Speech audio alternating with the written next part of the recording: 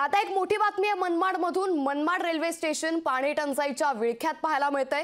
Railway वर्कशॉपला पाणी टंचाईच्या झळा बसतायत। रेल्वे कर्मचाऱ्यांच्या वसाहतीत पाणी टंचाई विळख्यात पाहायला मिळते।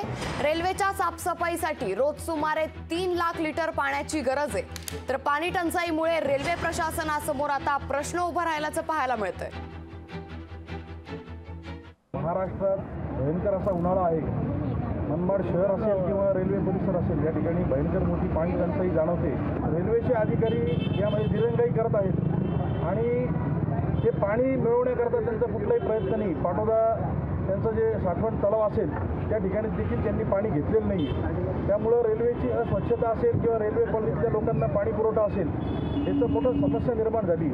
रेल्वे अधिकाऱ्यांनी याकडे जातीने लक्ष द्यावं आणि जबाबदारीने या पाणी प्रश्नाकडे लक्ष देऊन या पाण्याची सोय करावी। लोकशाही मराठी ऐका, पहा, जागरूक रहा।